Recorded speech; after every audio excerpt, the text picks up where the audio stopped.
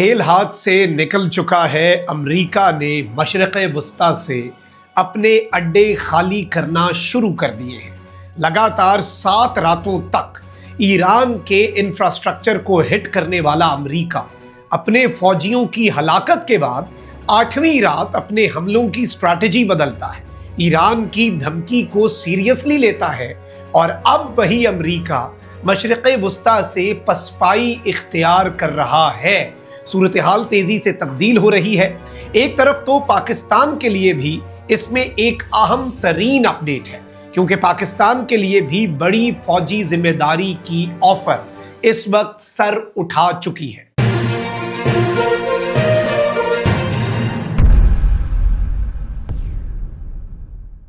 بسم اللہ الرحمن الرحیم، السلام علیکم، میں ہوں مخدوم شہاب الدین۔ 19 جولائی 2026 اتوار کا دن۔ ناظرین کرام، کچھ انتہائی عام ترین اپڈیٹس ہیں جو آپ کے سامنے رکھنی ہے۔ صورتحال بہت تیزی سے تبدیل ہو رہی ہے۔ امریکہ کی طرف سے ایران پر حملوں کے بعد ایران نے جو کیا اور ایران نے جو اسٹریٹجی اپنائی، ایران نے جس طرح سے چیزوں کو آگے لے کر بڑھنے کا ایک طریقہ پوری دنیا کے سامنے رکھا، اس سے یوں لگ رہا ہے کہ اب امریکہ بیک فٹ پہ آ رہا ہے۔ اب کل کی ہی ڈیولپمنٹس کو اگر ہم دیکھیں، کل امریکہ کی سینٹ کام جو ہے وہ امریکی فوجیوں کی جارڈن میں ہلاکت کی تصدیق کرتی ہے۔ پھر اسرائیلی میڈیا کہتا ہے کہ ٹرمپ نے پینٹاگون کو کہہ دیا ہے، ٹرمپ نے اپنی افواج کو حکم دے دیا ہے کہ ایران پر جہنم کے دروازے کھول دو۔ لیکن ایران یہ کہتا ہے کہ اگر آج کی رات آپ نے ہمارے کرٹیکل انفراسٹرکچر کو ہٹ کیا، ملٹری سائٹس کو کرو ہٹ، ہم تمہارے ملٹری بیسز کو نہیں چھوڑیں گے، لیکن اگر کرٹیکل انفراسٹرکچر کو ہٹ کرو گے تو جیسے ہم نے کویت میں پاور پلانٹس کو ٹھوکا، جیسے ہم نے کویت میں ڈی سیلینیشن پلانٹس اور ملٹری انفراسٹرکچر اور ایون تیل کی فیسلٹیز کو ہٹ کیا، پھر مشرق وسطی پورا اندھیرے میں ڈوبے گا۔ اور اس سب کے اندر ایران نے سعودیہ اور قطر کو یہ اور عمان کو میسج دیا کہ ہم سوئر ڈیمیج پہنچائیں گے، یو اے ای کو بھی، اور دبئی اور ابوظہبی ایئرپورٹس کے قریب لوگوں کو ویکویٹ کرنے کا بھی ایران نے کہہ دیا۔ اچانک سے امریکہ پر پریشر بلڈ ہوا اور وہ امریکہ جو 7 راتوں تک ایران کے بریجز پر، ایران کے پاور پلانٹس پر، ایران کی اہم تنصیبات پر حملے کر رہا تھا، وہ پیچھے ہٹا اور اس نے صرف 8ویں رات، آج کی 9ویں رات جو ہے، دیکھتے ہیں کہ جنگ کیا رخ اختیار کرتی ہے۔ اس میں ایک اسٹریٹجی یہ بھی ہو سکتی ہے کہ ذرا اپنے دفاع کو ابھی فی الحال وہ مضبوط بنانا چاہ رہا ہوگا، یہ بھی ایک پاسبلٹی ہے۔ بٹ اوورآل اگر ہم چیزوں کو دیکھیں تو سینیریو بڑا عجیب سا ہو چکا ہے، اور امریکہ جو ہے اس نے اب اپنے مشرق وسطی سے اڈے خالی کرنا شروع کر دی ہیں، اور یہ ایک ایسی اپڈیٹ ہے جسے ایران اپنی فتح کے طور پر دیکھ رہا ہے اس رینیوڈ کانفلکٹ میں۔ ساری اپڈیٹس، ساری ڈیولپمنٹس، اور میری کوشش یہ ہوگی کم سے کم وقت میں زیادہ سے زیادہ خبریں آپ کے سامنے رکھی جائیں، لیکن اس سے پہلے اگر ابھی تک آپ نے اس ویڈیو کو لائک نہیں کیا، لائک ضرور کر دیں، کامنٹ سیکشن میں رائے کا اظہار بھی کیجیے گا، بلکہ آپ نے ایک کے بجائے زیادہ سے زیادہ کامنٹس کرنے ہیں، آپ کی سپورٹ کی ہمیں بہت ضرورت ہے۔ سب سے پہلے ایک بڑی اپڈیٹ لے لیں۔ ایرانی پاسداران انقلاب کی بحریہ نے دعویٰ کیا ہے کہ آبنائے ہرمز میں 4 جہازوں نے ایران کی ہدایات کی خلاف ورزی کرتے ہوئے غیر محفوظ راستے سے گزرنے کی کوشش کی، جن میں سے 2 کو روک دیا گیا، جبکہ دیگر 2 جہازوں نے خود ہی اپنا سفر روک دیا۔ پاسداران نے اپنے بیان میں کہا کہ چند گھنٹے قبل 4 جہازوں نے امریکی حمایت کے ساتھ آبنائے ہرمز سے غیر محفوظ راستے کے ذریعے گزرنے اور وہاں سے نکلنے کی کوشش کی۔ تو وہ جو امریکہ کا دعویٰ ہے، the guardian of the Hormuz strait, وہ تو ختم ہو گیا کہ امریکہ یہاں سے جہاز نہیں گزار پایا اور ایران نے 2 روک دی اور 2 خود ہی پیچھے ہٹ گئے۔ بیان کے مطابق ان جہازوں نے اپنے نیویگیشن سسٹمز بند کر دیا اور آبنائے ہرمز میں پاسداران کی کنٹرول بیس کی وارننگز کو نظر انداز کرنا شروع کر دیا۔ پاسداران کے مطابق ان میں سے 2 جہاز ایک حادثے کا شکار ہوئے اور اپنی جگہ پر روک دیے گئے، جبکہ باقی 2 جہازوں نے غیر محفوظ راستے پر آگے بڑھنے سے اور امریکہ کے اس دیے گئے پاتھ وے پر ٹرسٹ کرنے سے انکار کر دیا، گریز کیا۔ پاسداران کی بحریہ نے دعویٰ کیا کہ اسے آبنائے ہرمز پر مکمل کنٹرول حاصل ہے اور صرف وہی راستہ محفوظ ہے جس کا باضابطہ طور پر اعلان کیا گیا ہے، اور ایران کی مرضی سے کوئی گزرے تو گزرے، امریکہ کے بتائے گئے راستے سے گزرو گے تو پھر چیزیں خراب ہوں گی اور بہت زیادہ خرابی کی طرف بڑھیں گی۔ اچھا، وہیں دوسری طرف ایران کی مسلح افواج نے ایک امریکی MQ-9 ڈرون کو مار گرانے کا دعویٰ بھی کر دیا ہے۔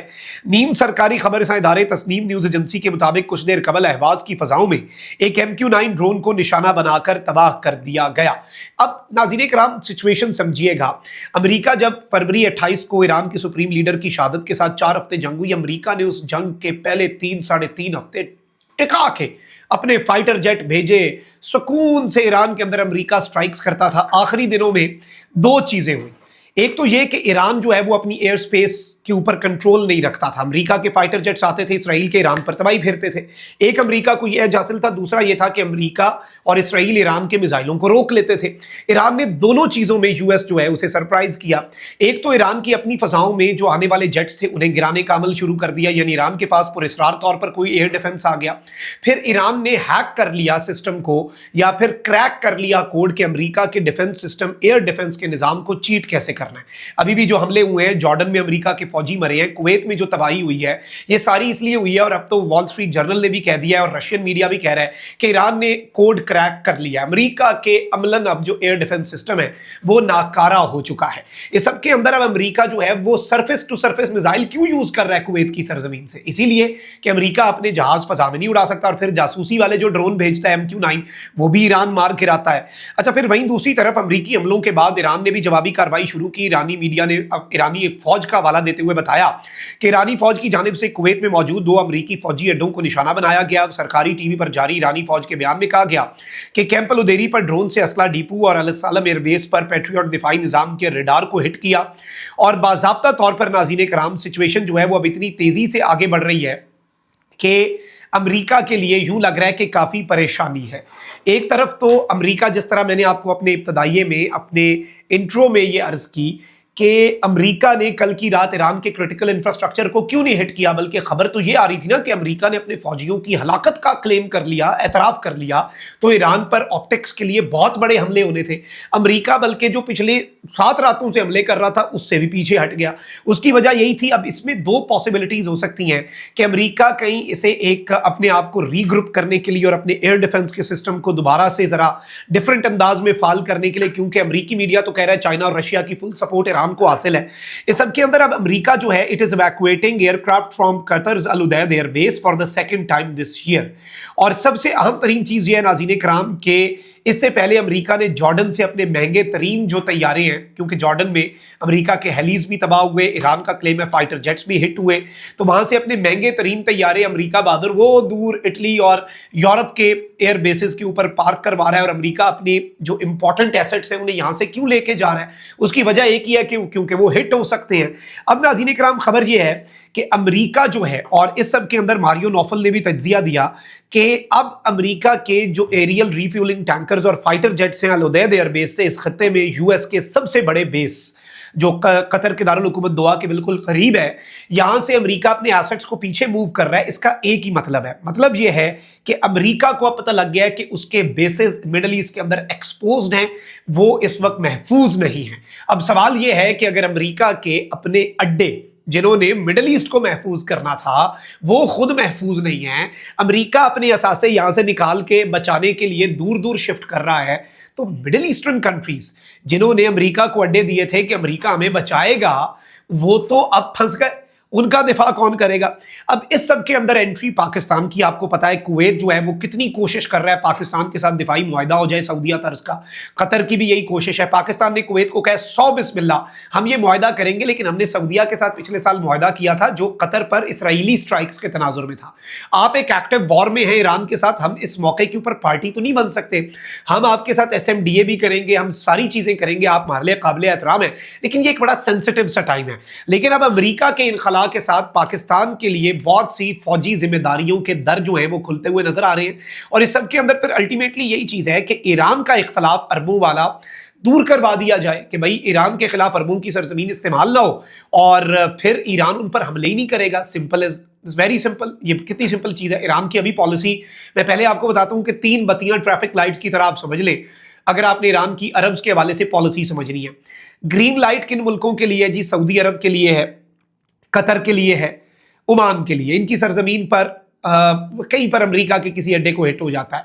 अच्छा, फिर उसके बाद येलो लाइट जो है वो जल रही है यूएई के लिए, और रेड लाइट इस वक्त जल रही है कुवैत और बहरीन के लिए। बल्कि आप कह लें कि बहरीन के लिए भी येलो लाइट है, रेड लाइट इस वक्त कुवैत के लिए है।